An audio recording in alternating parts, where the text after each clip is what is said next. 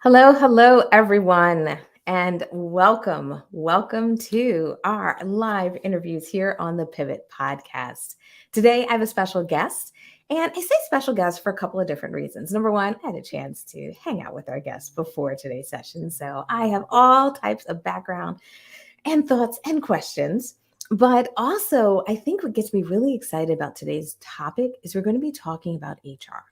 We're going to be talking about, how we take care of as business owners, the people within our teams, the people that make our businesses great, the people that help us build these amazing businesses. And I think as vegans, we're often very concerned about the environment. We're very concerned about animals, saving and taking care of animals. We're really concerned, about kind of where the vegan movement goes. But there's not always a lot of dialogue about how do we create a culture within our organizations that supports people, that helps people feel like they're thriving, and the systems that we all need to do it. So, as we're building these amazing vegan businesses, as we are building vegan organizations out there, I didn't forget about my social change folks either. I think it's really important that we talk about HR. We talk about the need to have someone or an expert like my guest, Jay, today to tap into so that we have a better understanding of how to bring our ethical standards inside our businesses, inside our organizations, so that our teams, our employees, even your freelancers that you have, they thrive as well. So, my guest, without further ado, is Jay Barrett from Culture Canopy. So, Jay, thank you so much for joining me today. Sure. Thank you, Stephanie. Thanks for having me. Absolutely. So today, I thought we could give people a little bit of background. I mean, I got the background. I got a chance to chat with you and just hear really just how amazing your background is, and just the fact that we have now a vegan in the space that we can all tap into, but maybe allow us to get caught up, maybe kind of rewind the clock a little bit and give us a sense of where you started kind of in HR, and how you kind of found yourself in a place and understood the need to create your business, Culture Canopy. Yeah, sure. So first thing I'll say is I'm from the UK, but based in the US, because you're going to hear an accent and wonder where he's from. But yeah, I've been in the US now for 7 years, just over 7 years. And my career really started working in luxury fashion. I took a HR position and spent a long time working in that industry with some of the biggest brands, actually.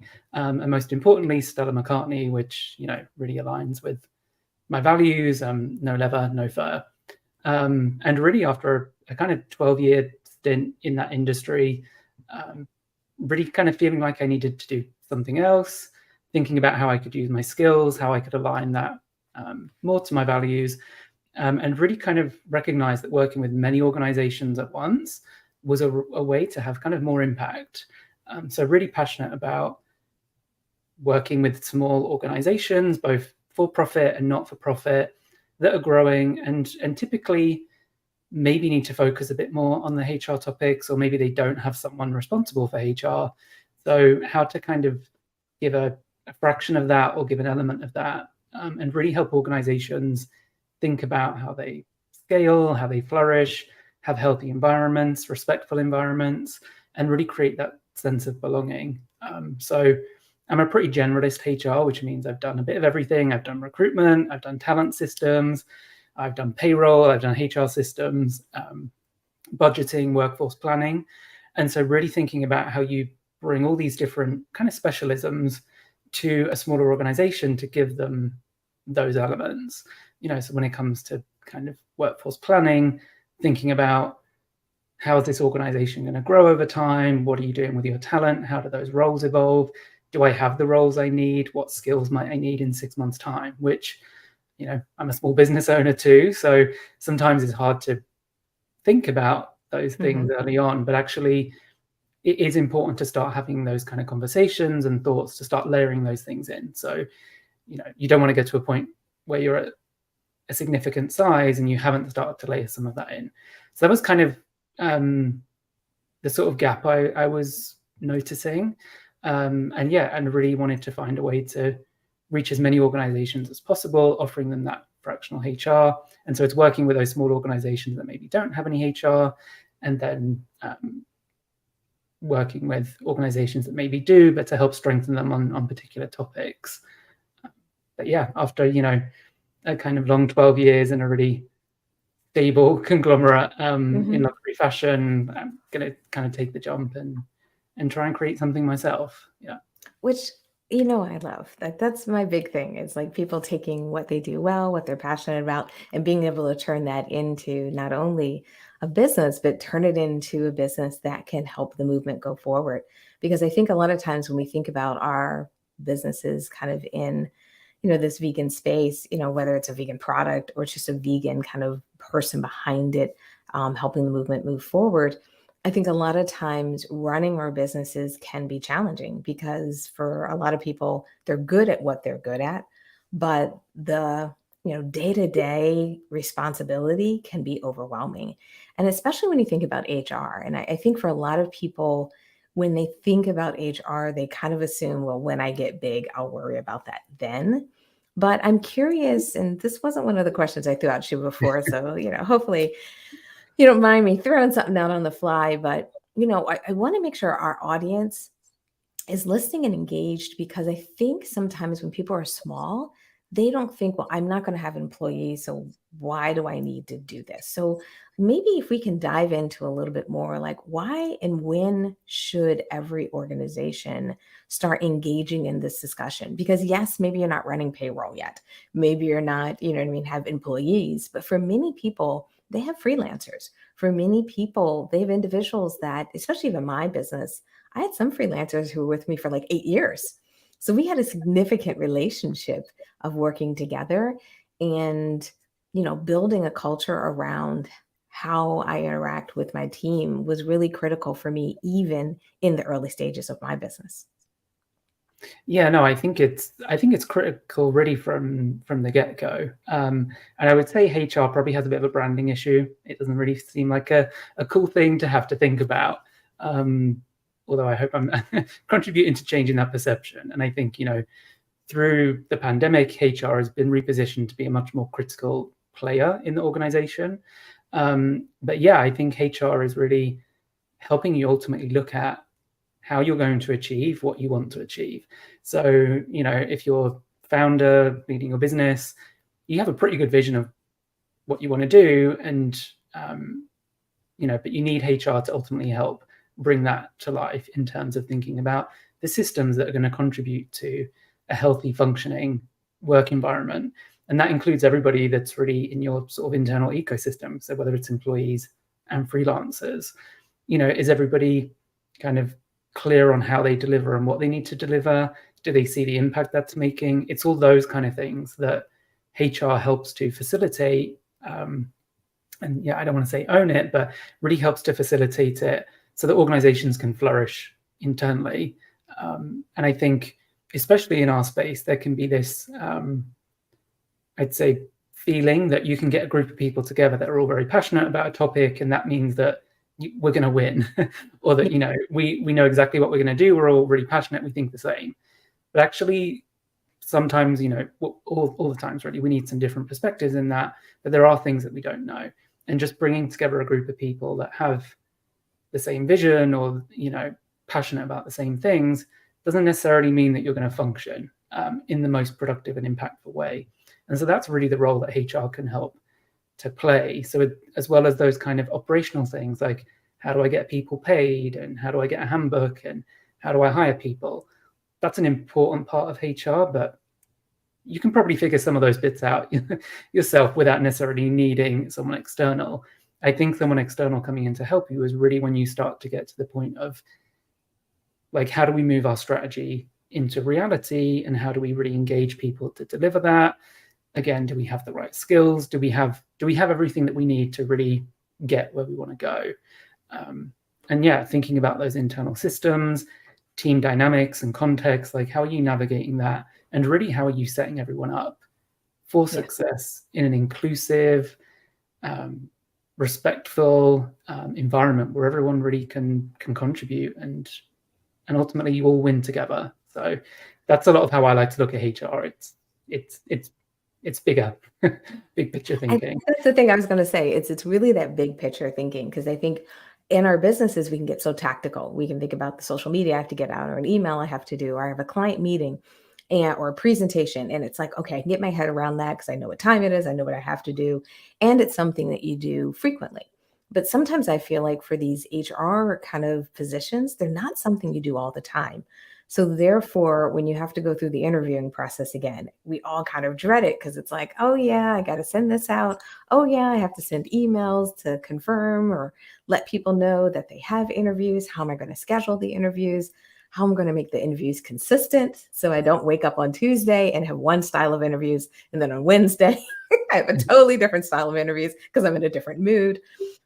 So it's really, I think, sometimes helping people understand that when you're positioning your business for any level of growth, even if you think about the next 12 months, if you're going to be a team of one today, but in 12 months, you're going to be a team of three, that's significant growth. I think sometimes when people think about HR, they're like, oh, I'm waiting until I have like 20 people. And the idea is anytime you kind of double, triple number of people on your team, things change in an organization. And that's where having somebody from an external standpoint, from an HR role, can really help. And that's been one of my biggest aha moments, is how much of those things that maybe I don't do all the time need someone to come in and put a process in place. Especially, I would probably say the two things that I underestimated as a business owner, and now I so value through, having my enlightenment for HR, is the interview process and setting up a really comprehensive process on that, documenting who I interviewed, how, and all that good stuff, and my onboarding process.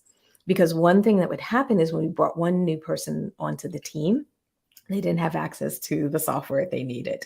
They didn't meet the rest of the team, or the team didn't know that I added someone. Like, all these little things fell through the cracks until we created an onboarding process. So for me, those have been my two, like, aha HR things that really mattered in our business. Do you have any other recommendations or anything else that may be some aha moments, or things that, especially people who are small business owners, that they should be considering putting in place? Yeah, definitely. And I think those are two really good examples of processes that really have to be thought out from a process perspective of like how we get this done, but also from what experience do I want people interacting with my business for the first time as a candidate to have, or joining my business or organization as an employee, and really how do you set them up for success? Because again, I mean, look, when you're a smaller organization, there just isn't enough time to do all these things perfectly. And so it's like, how do you do this in the best way that you possibly can, that speaks to your culture and really, help someone get embedded with the team? So I think they're two great processes, first of all. And then I think the other really important things to look at is, to the extent you can, because maybe you don't know exactly how your organization is going to evolve over time, but is thinking about really what talent you need as you grow, and whether that means that you have to think about looking externally for that talent in the future, or bringing it in as an external fractional, contractor, similar to essentially the service that I offer clients. If you're going to help your team get to that stage so they can fulfill those roles that you might be in the future. And really, what is that whole kind of workforce planning? What does that organization look like in the future? Even if it's going from 3 people to 5, that does change the dynamics, and it does shift the responsibilities. It's going to change the culture a bit. So being very intentional about, this is who we are and this is how we maintain it, or how we evolve it as we grow over time.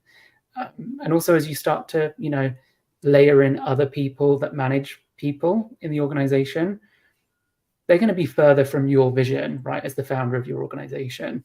So you have to, again, be very intentional about, what are those communication flows? How do we make sure that everyone really understands what we're doing, how they play their part? And then I would say the final piece is around really that talent management. So I do not advise to put in place a clunky 1-year annual performance process that you go through as like a tick box exercise, because one, everybody doesn't enjoy that. And, my question to that is always, is it adding value? And I think this is the risk with some of the HR processes, right? Is that we layer these things in as like, it's all this process and we have to go through these things and that's what you're supposed to do. Yes, we need that, but you have to take from the process what makes sense for your organization. And again, for me, it's always really important to make sure that it speaks to the culture, it speaks to the organization that we want to be, and that we're putting those processes, communication flows, the channels in place kind of like from the beginning or as early on as you can, so that everyone is really clear and can be successful. And so when it comes to, managing performance, like you have to give people feedback, and that should be a more regular thing and done in the right way and coming from a place of, I care about you and here's what you need to know and here's where I need you to get, versus waiting for this one moment once a year to kind of, everybody gets really built up for this conversation to say the things that we just needed to be saying to each other all year. And the fact that we didn't say it, we're now at this point of like, we have this mountain, right? This mountain to communicate, potentially damaging our relationship a little bit. So it's really thinking about that, I think, in your culture of, we're a culture of learning, a culture of continual improvement, and we want to be able to have those transparent, honest conversations so that we can both win and so that we can both, move forward and have success and have great stories to tell. Like we spend a lot of our time together. So how do we come together to have that great impact and reach the potential that we can reach?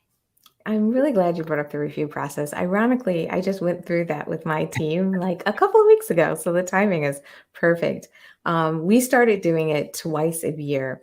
And it's kind of interesting that we're doing it twice a year. And I think it's more because our business is so nimble. We move and change so quickly at times that the reason we're doing that is to make sure that if any shift happens within our focus or our client base or things like that, we found that having those kind of, review meetings and check-in meetings are so critical because sometimes the business will change and I don't want it to have the wrong impression.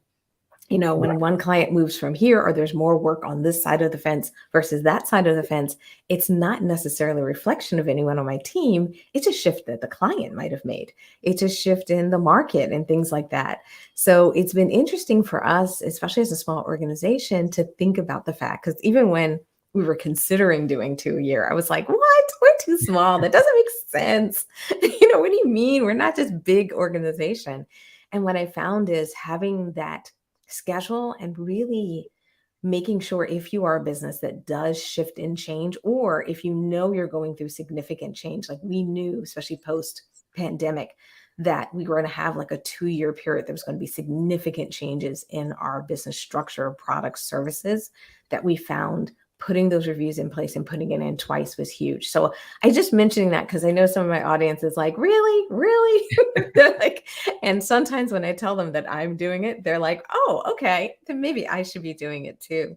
So that's one reason I brought that up. Do you have any thoughts on, like you said, there's the review period that you can have once a year, twice a year. But what about that communication with your team, like you said, in between?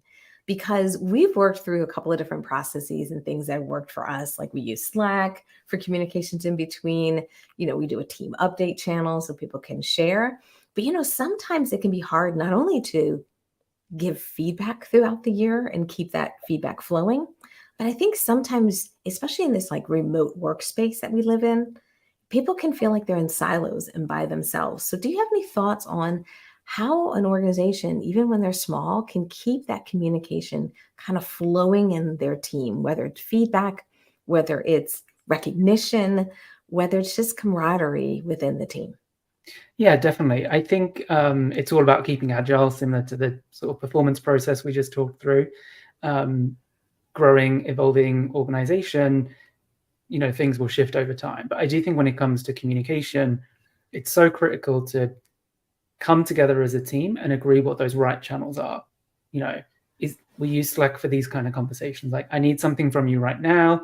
We want to keep it very social, versus emails, so that everyone's kind of working in the same way and it feels like you're all progressing, in the same way and you've got those things very clear, versus I'm being kind of reached on 5 different communication channels, and it's so overwhelming.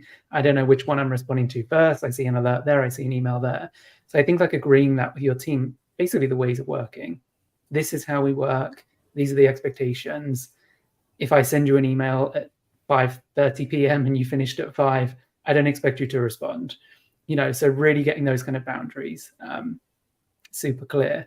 And then I think when it comes to kind of general organizational communication and things around feedback, it's looking at them in the different buckets. So anything around kind of strategy, to determining the moments that you want it to be collaborative for everyone to have their input, and the times that it is really top down, like this is what it is. But I think carving those moments out to have those conversations properly. And the same for performance.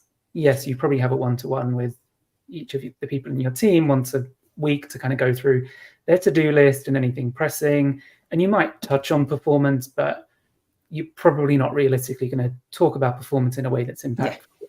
So I think it's carving out that right time to say, this is the conversation every month where let's talk about performance. Like, let's talk about what you feel is going well, what else you need from me, and just any other ideas you've got. And let's keep our weekly one-to-ones to what's on the to-do list, like what's critical, what decisions do you need, the kind of the day-to-day business. So it's carving out that what's strategic, where do we collaborate, where do we need everyone's input, the piece around performance. So when are we having those right conversations and focusing on performance and not losing it in the kind of day-to-day business and what we need to discuss and agree on. And I think that's sometimes a lot of the, I want to say the hurdle, and I don't want to say mistake, but I think it's sometimes where the focus on performance can get watered down, where it's like we're having this conversation every week. And so we're talking about performance. We're probably not talking about performance in an impactful way. So I think it's really important to carve out those times and, give the people that you're going to have that conversation with the space and time to also come to that conversation with, here's what I feel, and here's what I would like to change or what else I need. And so you really just, have specific time to focus on those types of conversations. I really like that because, that was one of the things that we struggled with is, how do we separate out those conversations? How do we make sure that reviews are here, performance, or how do we optimize? How do we set up those sessions? And then the one-on-ones. I mean, that was really a tricky one for me as well, because I didn't want to be, micromanaging and meeting with people too often. But I almost went the other direction, was like, oh, I'll just meet whenever you need to. And that was a disaster. And not because it was just a bad idea. It's because what I found is everyone has a different personality. And my folks that were a little more assertive, they would always get me. They would send me a message. I'd make sure I'd give them, answer their questions and so forth. But my people who had personalities that were a little bit more introvert, my people who had personalities where, they wanted to be more considerate of my time, they didn't ping me as often. They didn't ask for things as often. And what I realized is I wasn't giving them enough attention. I wasn't giving them enough time so that they could perform better. So therefore, I had to do the one-on-ones to make sure that everyone got the right amount of, I don't want to say attention, but the right amount of time to make sure that there's always a space for them to get questions answered, for me to talk about what's going on, to review tasks, and to prioritize. So it was a really interesting kind of moment for me where I realized how consistency and process helped everyone get kind of the same type of support across my team. Yeah, definitely. And I think, that's the role when you're leading people, is being able to determine what your team need in the right ways, because everyone is different. Some people need more structure. Some are good with the ambiguity and the freedom to go and figure it out.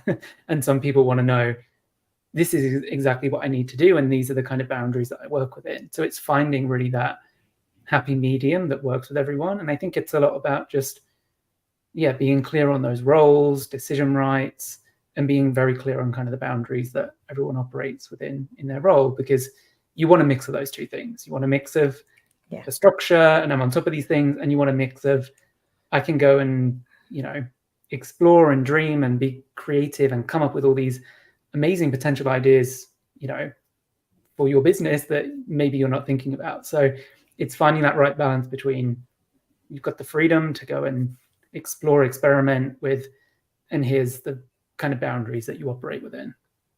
Absolutely. And also realizing, I think one of my, I guess another one of my aha moments is how much you have to be kind of nimble in this process because you'll have a different team makeup. If you've been in business for years, when you've been in business 5 years, 10 years, what your team was like maybe in year 1, 2, 3, maybe totally different than what your team was like 3 through 6. And realizing that your process will have to change as not only your kind of mix of team changes, but also sometimes you get a better clarification of your culture in your organization, of what you really want it to be, because your business shifts, your services shift. And I think having business owners being a little bit comfortable with the idea that some of this you're going to be molding and shaping as you go, because you're going to have better and better visibility and better and more experience. Yeah, no, I think that's exactly right. Just remaining agile and kind of shifting things as time moves on. And also there may even become certain points in your organization where it becomes clearer about the culture you need, or you might really need to start thinking about really proactively reshaping that. If you suddenly get, let's say, some investment, or you're really kind of ramping up quite quickly, where you might have been a quite kind of family feeling organization when you're a group of 5 people, if you're now going to be 15 and you're operating as a very different organization with different expectations, different stakeholders involved in the success of the organization too, you might have to shift things and, I want to say professionalize, but it is a little bit more of moving towards, how maybe a bigger business operates that you didn't think you were going to be when you started out. So I think that's the important and beautiful thing about building a business, is that flexibility to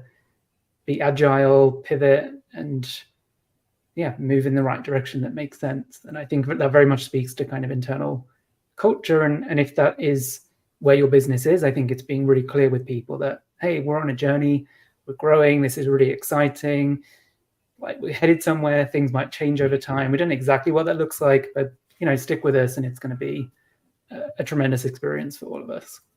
Absolutely. And I think people appreciate those journeys these days, because they start to see that a business isn't too rigid. I think sometimes being too rigid can, shorten your lifespan kind of as a business. So as people are listening today, as people are hearing our conversation, hopefully it's piquing their interest. Hopefully they're like, oh my goodness, I didn't think I should do that, or didn't realize that I'm not doing that. What's the best way for them to get in touch with you? What's the best way for them to reach out to you so they can get a better understanding of how you can support them, how you can help them kind of on this journey? Yeah, sure. So I guess the first thing to say is that I am a big supporter of helping organizations in this space, commercial and not-for-profit. You can find more details on us at culturecanopy.com. You can find me on LinkedIn as well. We have an Instagram, Culture Canopy HR. But as I was saying, really wanting to help organizations in this space. So we do work in a few different ways. So we do kind of direct services for organizations, and we also do pro bono support for organizations in the animal advocacy, vegan advocacy space where they can't work with us, and also some movement-wide projects. And so I say that because you might be thinking there's some things that Jay's saying that resonate with me, and we might need some of that, but actually we're just not at a point to hire a HR consultant or HR consultancy. And that's totally fine. I would just invite you to kind of reach out and let's have conversations. And to the extent that, we can provide support, we will, and guidance. So yeah, really just want to help as many vegan businesses and ethical businesses maximize their impact, because that's really how we're going to change the world. Absolutely. Oh, I couldn't have said it better. And anyone who is listening, please, please, please reach out to Jay, because I do think sometimes we don't realize we need something, because we're kind of waiting or we're focused on something else. And I think one of the beauties of being able to work with someone like yourself is that you can bring in someone who has that expertise. So when you know that your team is growing, when you know that you're making these pivots, even before you hire the next 2, 3 people, 3 people, it's so important to have these discussions in advance and plan for it, that even if it's in November or it's the beginning of January of next year, it's amazing how having a conversation with an expert, especially someone like you, can help an organization and even a founder shape their vision, shape their timelines, and have a better outcome, have a better hiring process, have a better shift. And there may be things as a founder that we all do that we take on and we think we have to wear another hat in our organization. And it may be time to let someone else wear that hat. So I highly recommend that you reach out to Jay to just get a sense of, how he can help you, how he can help you grow, and how he can make sure that you have the systems in place to support you. So anybody out there, listen, take action today and reach out to Jay and Culture Canopy. Amazing. Yeah. Wear many hats. Absolutely. So as we wrap up today, we went a little bit longer. We were talking about so much stuff. I always love to put the spotlight back on our founders who are part of the interview series here and talk about some of your journey. Just maybe talk about some of your maybe biggest lesson learned, one of your biggest aha moments, especially as you've stepped out and started this organization that maybe as a fellow entrepreneur with everyone else who's listening to today's session, were there any aha moments? Were there anything that was, something that made you have to pivot? Or have you developed a really cool pivoting skill that you'd like to share with our audience? Because I think for all of us, we find ourselves at crossroads at times when running our businesses, and being able to kind of find the resilience and the gumption to push through can be difficult. And maybe hearing your words today might help someone. Yeah, I mean, I think the pivoting itself is probably the main thing, and I think you have to be prepared to pivot. I remember when I was kind of starting out, I was thinking, I'm only going to work with vegan businesses, I'm only going to do this, or this is what I see organizations need. And actually, as you start to work with more organizations, that starts to shift. So I think the importance of pivoting to answer actually what your market needs versus what you think they need. So yeah, how do you ultimately create the most impact? And so yeah, to just keep pivoting and refining, I think, what you're doing. And I definitely say the refining. I think I've refined my website many times as I kind of get clearer on my messaging, I get clearer on what it is I'm offering and how I kind of show up and do things differently. So I think pivoting, refining, and taking time to enjoy the journey, which maybe I don't do enough of. So some advice for myself. I think we're always, doing so much and again, wearing so many hats that sometimes we probably don't stop to recognize actually how much we've achieved. And so that's something I'm going to take away, advice for myself, but also advice I would give other people to, when you're in the thick of it, sometimes look back and say, look at how far I actually came. It's amazing. Great advice. Thank you so much. And thank you so much for taking some time out of your day to answer all my questions and dive into HR. It was really fun to kind of talk about and hear your expertise, on, how to put that culture in place, how to make sure we have those communication processes in place, whether it's onboarding or interviewing or, all of those things that we talked about today. So thank you, thank you, thank you. I'm so glad we have an expert in our corner in the vegan space. And I really hope to, hear more and more about your success as you move forward. So thanks so much for your time today. Yeah, thank you. It was great to be here. Thanks for having me. Absolutely. And anyone who listened to us live, or if you joined us for the recording or in our podcast, thank you as always for joining. If you have any questions for our guests, please feel free to submit them. We will make sure our guest gets them, or we will try to answer them for you as best as we can.